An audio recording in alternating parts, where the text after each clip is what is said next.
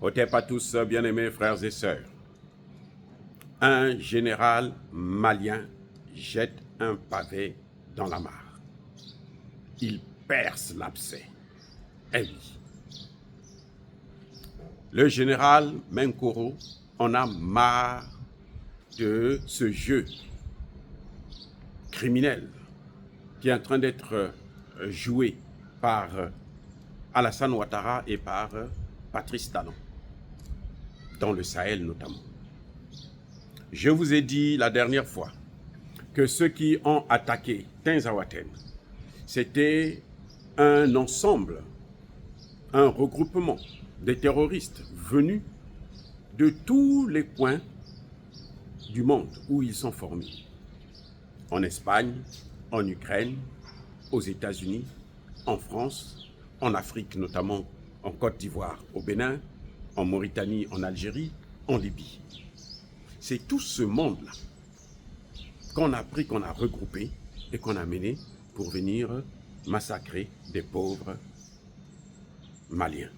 Et vous savez que nous avons perdu de vaillants soldats maliens. Et la Russie aussi a perdu de vaillants soldats russes. Et l'Ukraine s'est réjouie. L'Ukraine s'est réjouie en fait pour le compte des Occidentaux. La jouissance de l'Ukraine, ce n'est pas pour l'Ukraine seule, mais c'est pour l'ensemble de ses complices, de ses alliés, de ses partenaires dans cette action. Parce que l'Ukraine, qui se trouve à 5000 km environ du Mali, n'a rien à voir, en tout cas le Mali n'a rien à voir dans la guerre entre l'Ukraine et la Russie. Ce n'est pas parce que l'Ukraine combat la Russie que le Mali est obligé de combattre la Russie ou de ne pas causer, parler avec les Russes. Le Mali avait un partenaire. Ce sont aujourd'hui les partenaires de l'Ukraine. Mais ce sont ces partenaires-là qui ont créé la situation au Mali et qui l'ont aggravée. Eh oui, le Premier ministre Choguel ne cesse de le dire. Quand ils sont arrivés, Barkhane, l'armée française est arrivée au Mali pour la première fois 2012-2013, ben, c'était peut-être 5 à 10% du territoire qui était occupé. Et 10 ans plus tard, qu'est-ce qu'on a pu voir? Que l'armée, le territoire malien était occupé à plus de 80%. Le seul espace qui était où il y avait encore des gens qui vivaient librement, ou plus ou moins librement, c'était Bamako. Vous voyez, donc, cette situation, on a vu comment, lorsque le Mali fait partir l'armée française, comment les Français se replient en Côte d'Ivoire. Lorsque le Burkina Faso et le Niger emboîtent le pas au Mali, eh ben, les Français, les Américains et autres, ils s'investissent en Côte d'Ivoire, au Bénin. Il y a aussi l'Algérie, il y a aussi la Mauritanie. Mais eux, ils agissent, mais alors un peu pas de la même hauteur, la même dimension que la Côte d'Ivoire et le Bénin. Parce qu'en Côte d'Ivoire et au Bénin, le président Alassane Ouattara et le président Patrice Talon ont le même objectif. Il y en a un qui veut un 3e mandat et il y en a un autre qui veut un 4e mandat. Et ils savent que les Occidentaux ne peuvent pas leur donner un 3e et 4e mandat gratuitement. Donc les Occidentaux en profitent de leur demander ce que, en principe, ils ne pouvaient pas faire.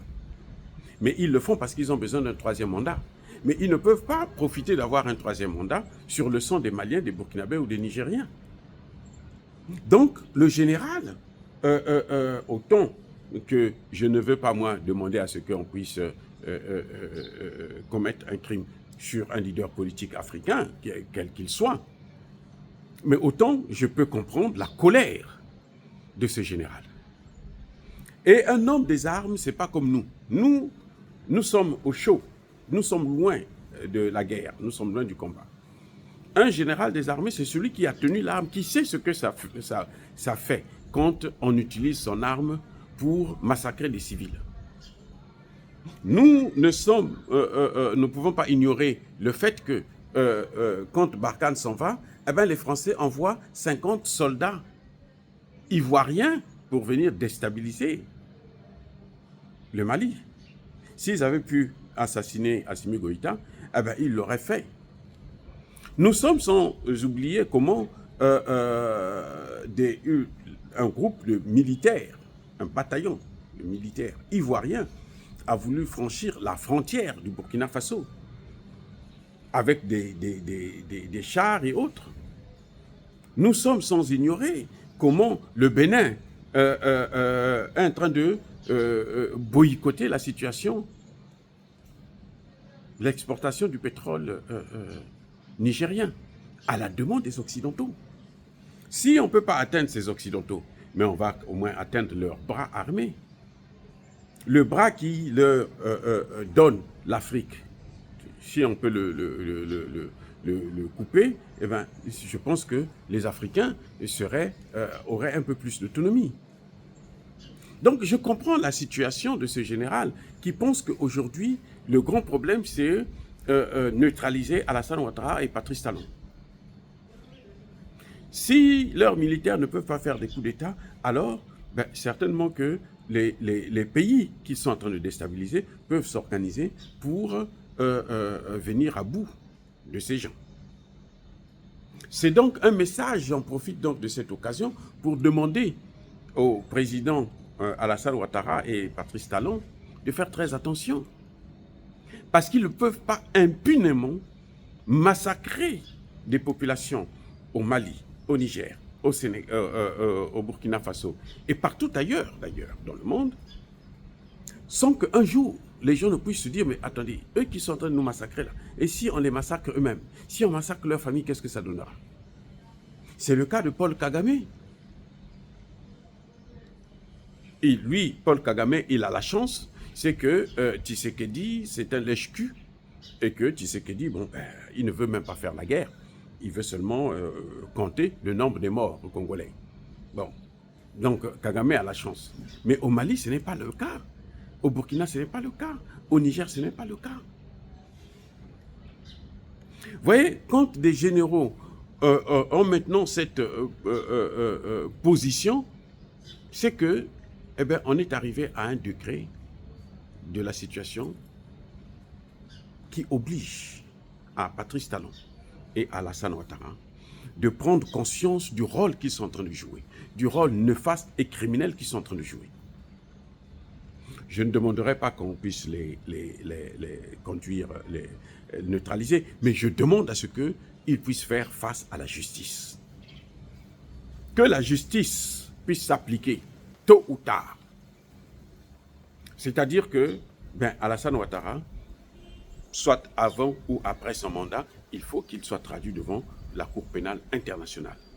D'abord pour ce qu'il a fait en Côte d'Ivoire, mais aussi pour ce qu'il est en train de faire dans d'autres pays comme le Mali, le Burkina. Patrice Talon, c'est pareil. Il faut que la justice puisse passer. Si la justice ne passe pas, ceux qui ne rendent pas justice sont complices des crimes. C'est ce que j'ai dit concernant Bassirou Diomaye Faye et Ousmane Sonko, concernant toutes ces victimes qu'il y a eu pour qu'eux, ils puissent arriver au pouvoir. Si ils ne rendent pas justice, donc ils sont complices. Et donc, je pense que le général Mankoro devrait comprendre que le problème n'est pas de neutraliser ces gens. Le problème, c'est de connaître la vérité. C'est de, comment dirais-je, les traîner en justice afin que nous puissions comprendre quelles sont leurs motivations réelles et quels sont les gens. Quel est le rôle que chacun de leurs maîtres ont joué? Les Américains, les Anglais. Vous avez vu les Français aussi. Vous avez vu comment le général Langlais est venu négocier une base militaire américaine en Côte d'Ivoire. Tout le monde le sait ouvertement. Hein? Ce piètre général qui vient, qui pense que les Occidentaux n'ont pas assez à tuer les Africains. Donc, vous voyez, il y a ce genre de choses, ce genre de situation qui nous pousse donc à prendre des mesures.